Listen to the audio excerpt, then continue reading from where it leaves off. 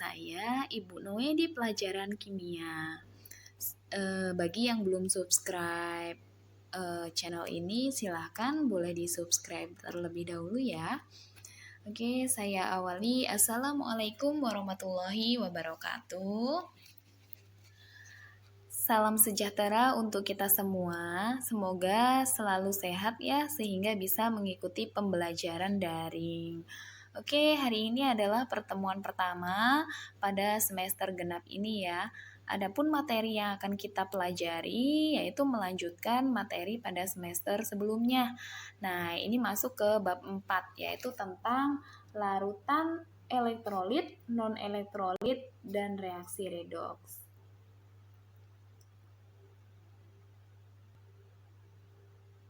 Oke, tahukah kalian? Saat banjir melanda, kota Jakarta sempat gelap gulita karena aliran listrik dipadamkan. Tujuannya adalah untuk mencegah timbulnya korban jiwa akibat tersengat listrik. Hal ini disebabkan aliran listrik tersebut dapat mengalir melalui kabel yang tercelup ke dalam air. Mengapa air tersebut dapat menghantarkan listrik? Apakah semua zat dapat menghantarkan listrik? Mau tahu jawabannya? Mari kita pelajari pada materi ini. Di sini bisa kalian lihat ya, suasana saat terjadi banjir.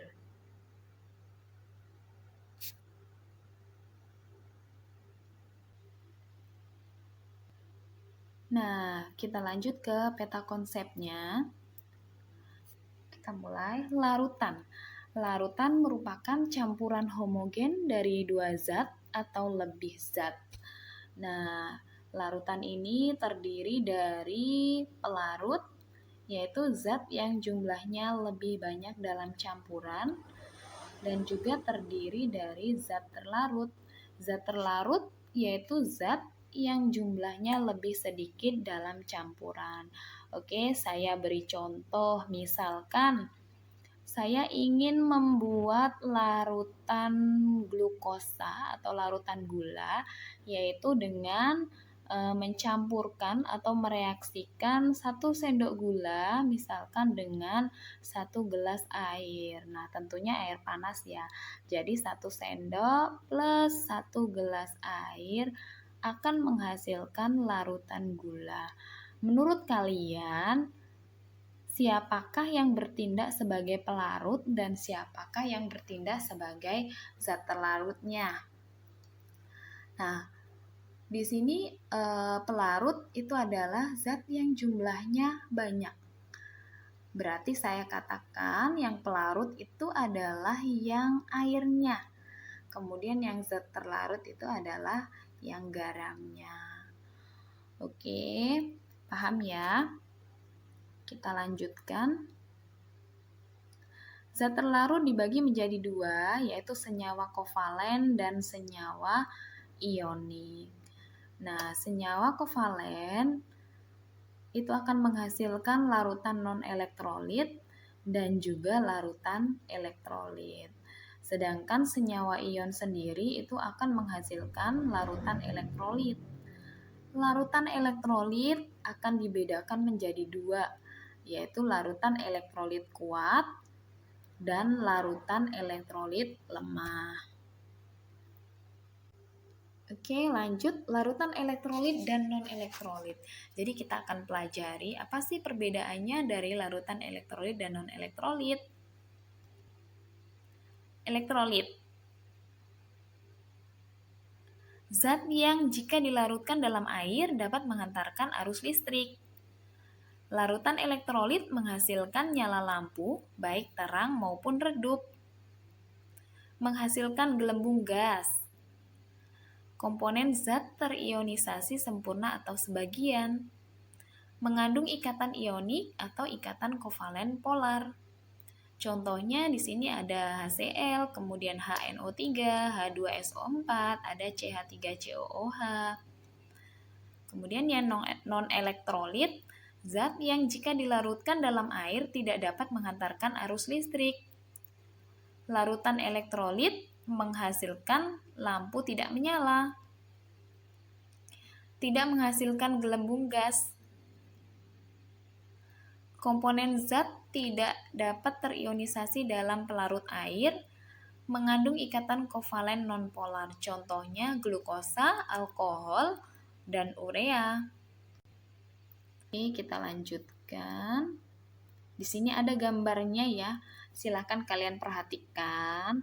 Yang paling kiri itu adalah komponen zat larutan non-elektrolit. Nah, di situ bisa kalian lihat komponennya terlebih dahulu ini. Di sini bisa kalian lihat ini komponennya tadi itu dia tidak, komponen dari yang non-elektrolit itu dia tidak terionisasi ya kan, tidak terionisasi atau dia itu masih membentuk suatu molekul. Kemudian di sini kita lihat nih, di sini tidak ada gelembungnya, tidak ada gelembung gas, kemudian lampu tidak menyala. Karena apa? Karena dia tidak bisa menghantarkan arus listrik. Kemudian kita lihat yang larutan elektrolit. Nah, ini kebetulan yang di sini yang tengah ini larutan elektrolit kuat, yang di sini yang lemah. Oke, yang elektrolit ya, dia akan menyala. Kemudian di sini menyalanya redup. Kalau elektrolit kuat dia menyala terang, gelembungnya banyak.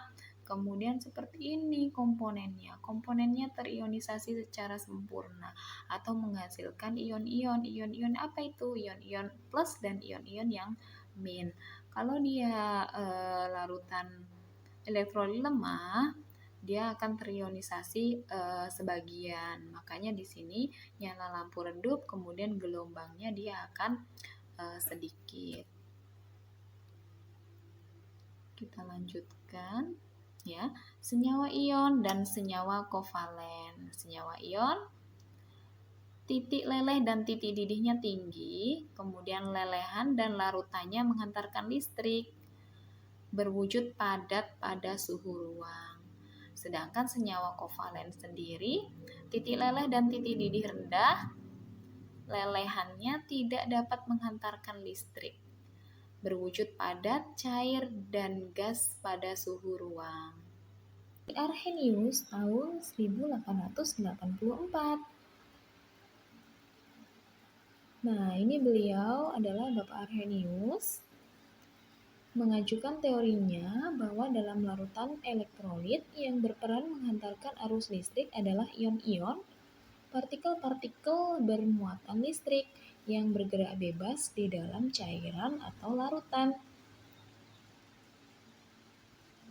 Contohnya NaCl menghasilkan Na+ plus Cl-. NaCl merupakan senyawa ion yang di dalamnya terdapat ion Na+ dan Cl-. Dalam bentuk padatan, ion-ion tersebut terikat sangat rapat dalam kristal sehingga tidak dapat bergerak bebas. Sedangkan dalam keadaan cair, jarak antar ion-ion sangat renggang sehingga ion-ion tersebut dapat bergerak bebas menghantarkan arus listrik. Jadi begini, NaCl atau garam dapur jika dia dalam bentuk padatan karena ion-ion di dalamnya itu terikat sangat rapat sehingga tidak dapat bergerak bebas dan menghantarkan arus listrik. Ketika dia dalam keadaan cair, ion-ionnya jaraknya sangat renggang sehingga ion-ionnya dapat bergerak menghantarkan arus listrik. Lalu bagaimana dengan HCl yang merupakan senyawa kovalen? Adakah di antara kalian yang bisa menjawab? Oke, kita lanjutkan larutan elektrolit kuat dan elektrolit lemah. Apakah perbedaannya? Larutan elektrolit kuat di dalam larutan terionisasi sempurna, menunjukkan daya hantar listrik yang kuat, menyebabkan nyala lampu terang, menimbulkan banyak gelembung gas. Jumlah ion dalam larutan relatif banyak. Zat terlarut berbentuk ion-ion dan tidak ada molekul netral. Zat terlarut merupakan senyawa ionik atau kovalen polar. Derajat ionisasi mendekati 1. Contohnya HCl, HNO3. Sedangkan larutan elektrolit lemah di dalam larutan terionisasi sebagian, menunjukkan daya hantar listrik yang lemah, menyebabkan nyala lampu redup, menimbulkan sedikit gelembung gas. Jumlah ion dalam larutan relatif sedikit. Zat terlarut berbentuk molekul netral dan hanya sedikit ion-ion. Zat terlarut merupakan senyawa kovalen polar. Derajat ionisasi kurang dari 1. Contohnya CH3, COOH, dan NH3. Selanjutnya, nah ini bisa kalian perhatikan, ada gambar, ini gambar gambar yang elektrolit kuat yang di sini. Nah, di sini elektrolit kuat ini ion-ionnya terionisasi sempurna. Nah, ada ion yang H+, ada yang ion Cl-. Nah, karena ion-ionnya terionisasi sempurna sehingga sudah tidak terdapat molekul lagi. Sedangkan di sini yang elektrolit lemah, di sini terionisasi sebagian sehingga ada ion-ion dan ada juga molekul netral sehingga seperti ini ya. Oke.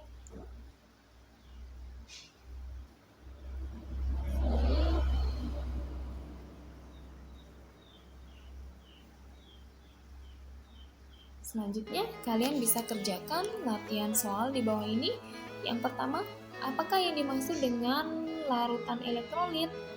Yang kedua, mengapa suatu larutan dapat mengantarkan arus listrik? Jelaskan. 3. Garam dapur tidak dapat mengantarkan arus listrik, tetapi lelehan dan larutan garam dapur dapat mengantarkan arus listrik. Mengapa demikian? Jelaskan. Yang keempat, hidrogen klorida dan glukosa merupakan senyawa kovalen. Jika kedua senyawa kovalen tersebut dilarutkan dalam air, larutan hidrogen klorida dapat mengantarkan listrik, sedangkan larutan glukosa tidak dapat mengantarkan listrik. Jelaskan mengapa demikian. 5. Mengapa kita bisa tersengat listrik? Jelaskan pendapat kalian. Selamat mengerjakan. Oke, terima kasih. Sekian untuk materi pertemuan kali ini. Semoga ilmunya bermanfaat. Jika ada materi yang kurang dimengerti, silakan hubungi guru mata pelajaran melalui pesan pribadi atau bisa email ke alamat ini ya.